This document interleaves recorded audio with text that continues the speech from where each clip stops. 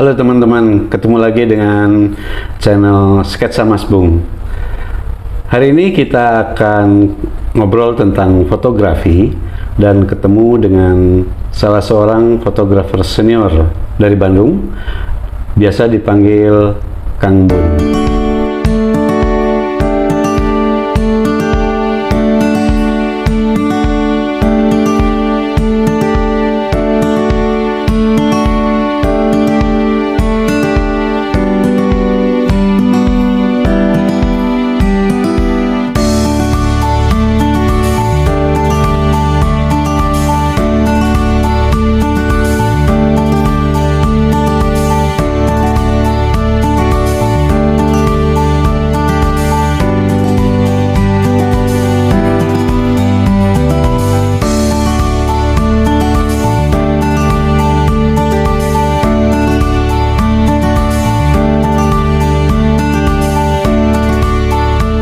Ya, ini Kang Bun. Kang Bun, kita mau ngobrolin soal fotografi ini.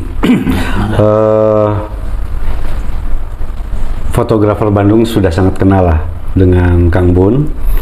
Terima kasih. Karena Kang Bun ini termasuk fotografi senior nih, aktif di organisasi PAF diantaranya. PAF itu singkatan apa ya? PAF itu Perhimpunan Amatir Foto. Ya. Yang kebetulan tahun ini ulang tahun yang ke-100, Pak Bambang. Yang ke-100. Yang ke-100. Oke, kita nanti akan ngobrolin tentang PAF. Tapi sebelum ke sana saya ingin tahu dulu nih Kang Bun. Gimana awal mulanya tertarik ke dunia fotografi dulu itu? Kalau tertarik pada fotografi itu mungkin terjerumus ya. Terjerumus. Atau dijerumuskan. Saya kurang tahu karena pada awalnya kakak saya tuh bekerja jadi pelaut dan kebetulan membawa sebuah kamera. Itu pada awalnya. Itu tahun berapa tuh? Sekitar tahun 80-an, awal 1980. Nah, ketika itu di rumah, di lingkungan sekitar saya itu tidak begitu kondusif. Artinya dalam lingkungan kesehariannya tuh saya sering sekali melihat teman-teman sebaya saya yang bergelimpangan di jalan, bahkan yang sampai sampai OD itu banyak. Oh, maksudnya di lingkungan saya. Maksudnya narkoba? Overdosis, saya tidak tahu waktu itu. Oh iya. Nah, apakah narkoba, apakah jenisnya saya nggak tahu. Macam-macam lah ya. Saya mungkin ada hidayah dari yang di atas. Saya kok ada keinginan saya jangan sampai terjerumus ke sana. Itu di daerah mana Kang dulu? Di sekitar alun-alun. Oke. Nah, sekitar alun-alun kan daerah Selam mungkin. Nah, karena keinginan saya tidak ingin terjerumus, jangan sampai terbawa, saya mengambil sebuah kegiatan. Kebetulan yang ada di rumah itu kamera. Jadilah saya menggeluti kamera belajar. Mungkin dengan teman Pak Bambang juga awalnya, dengan yang namanya Pak Ohan. Ohan Mahria. Iya. Nah, Pak Ohan sudah lebih dulu mengenal fotografi karena kuliahnya ada mata kuliah fotografi.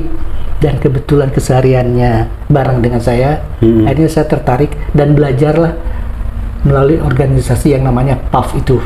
Oh ya. Disitulah saya mengenal yang namanya fotografi.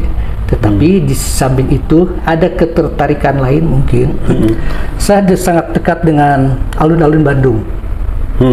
Itu tempat main saya. Di situ banyak sekali bapak-bapak atau akang-akang yang menawarkan jasanya sebagai fotografer. Oh ya, zaman dulu itu amatir kalau di alun-alun itu di tempat-tempat wisata ya, betul, ya. Biasanya ada tukang foto, potret, kemudian nanti dikirim. Bayar. Ya, akhirnya saya bergabung dengan Kang Ohan dan lain-lainnya juga tentunya di PAF, Perhimpunan Amatir Foto Bandung. Waktu itu ketuanya siapa Kang? Masih Profesor Dr. Sularko. Ya. Ini juga menurut saya itu unik, perlu disebutkan di awal. Mau tidak mau beliau juga guru saya, Profesor Dr. Brigjen. Oh, ya. Tentara juga? Yes.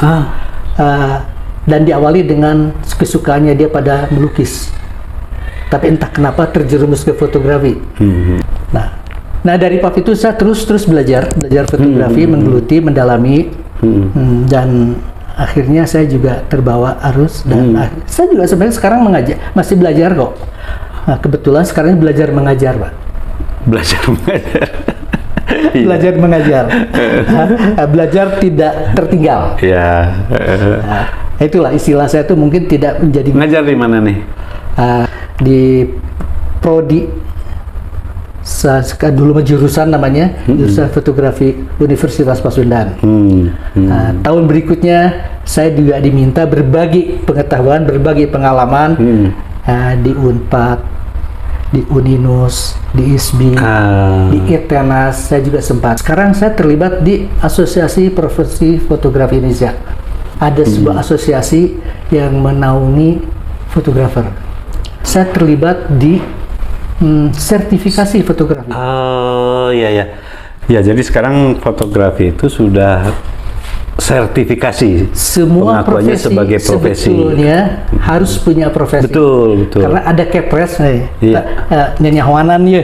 Ada kepresnya bahwa segala sesuatu yang dikerjakan oleh itu harus oleh orang ahlinya atau yang bersertifikat.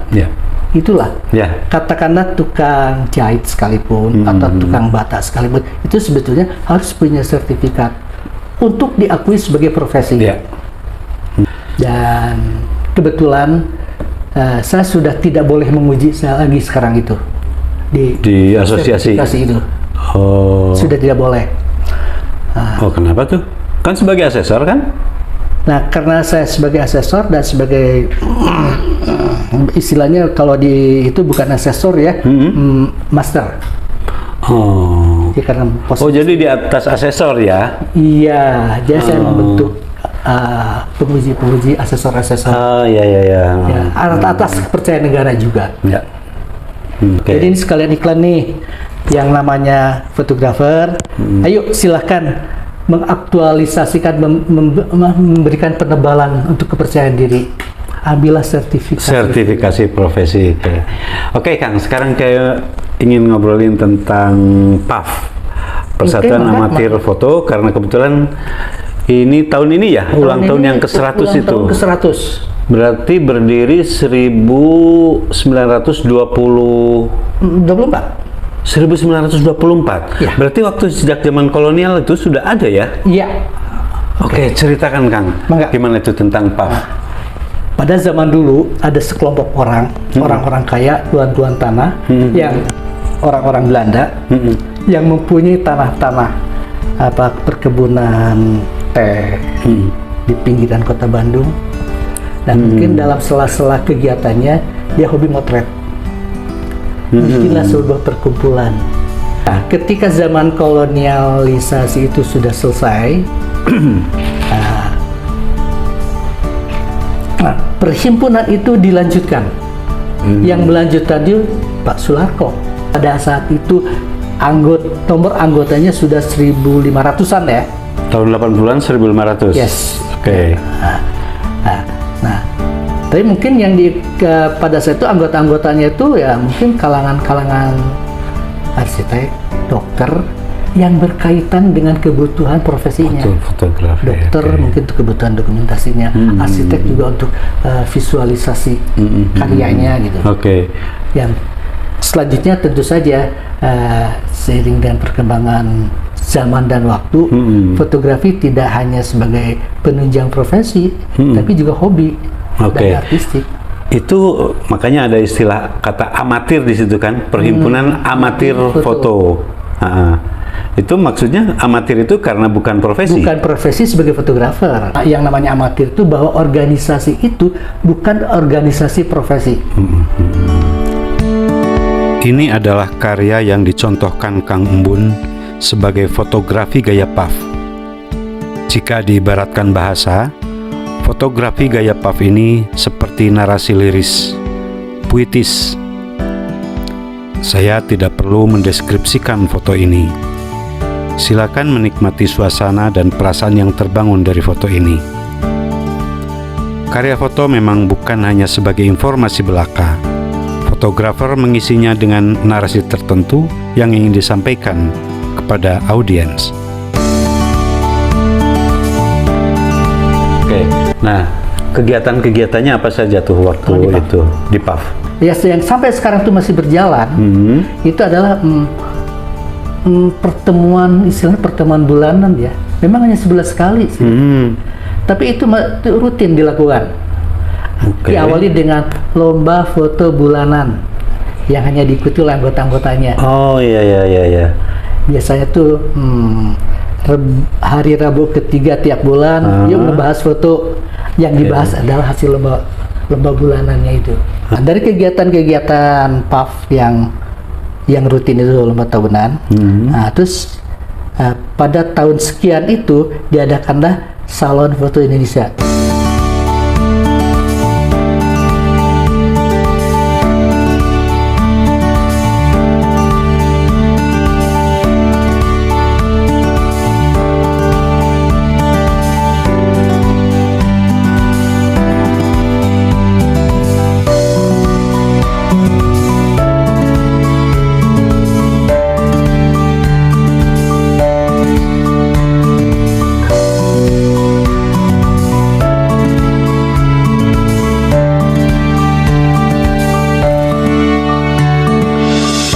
Unik Salon Foto Indonesia itu sudah diadakan ke 40 sekian tahun, dan itu pesertanya membludak dan tidak menjanjikan hadiah finansial. Penghargaan ini adalah bentuk medali. Nah, setiap penghargaan yang diterima oleh seorang peserta, itu kan dia mendapat poin. Kalau emas poinnya 5, perak poinnya 4, terus menurun. Atau sekalipun hanya terpilih sebagai pemamer peserta, itu dapat poin 1. Nah, poin itu gunanya untuk? Nah, itu ada kelanjutannya. Kalau seseorang sudah mendapatkan 30 poin, dia berhak menyandingkan dengan gelar AFPSI. Oh, itu apa namanya gelarnya? Gelar AFPSI. AFPSI. Kalau sudah dapat 30 poin, 30 poin. AFPSI 1 bintang. Kalau sudah dapat 60 poin, bintangnya 2. Nah, itu kejarannya para amatir fotografer itu ke sana. Bukan berapa jumlah duitnya. Nah, orang yang sudah mendapatkan penghargaan bintang itu kan ada dampaknya nggak ke misalnya sebagai fotografer rate harganya jadi naik kayak gitu? Enggak, karena itu bukan profesi, dikeluarkan oleh amatir. Keterlibatan Kang Bun dengan lembaga kebudayaan kemudian membawanya pada fotografi dokumenter untuk keperluan publikasi budaya seperti buku. Di samping teknik fotografi yang benar, memotret dokumentasi budaya mengutamakan pada tujuan dan informasi apa yang akan disampaikan.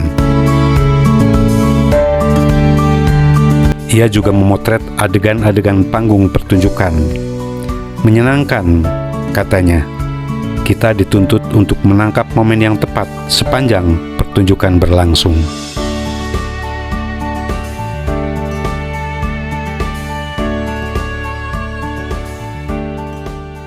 Pada masa itu gimana tuh bisnis fotografinya? Ya, bisnis itu kan seiring dengan kalau bisnis itu kan kepercayaan masyarakat, kualitasnya itu.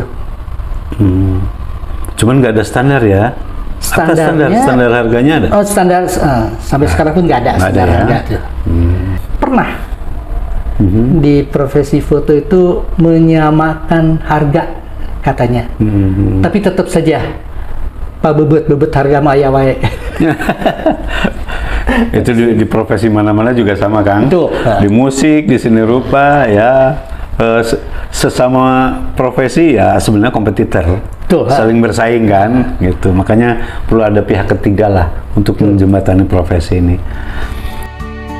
Selain memotret tema-tema alam atau tema-tema sosial, Kang Bun juga memotret bentuk-bentuk berpola yang dikenal dengan sebutan pattern, seperti pola garis atau pola bentuk-bentuk berulang pada objek foto. Karya seperti ini menghasilkan sebuah komposisi visual yang apik tanpa harus terbebani oleh makna-makna atau simbol-simbol tertentu.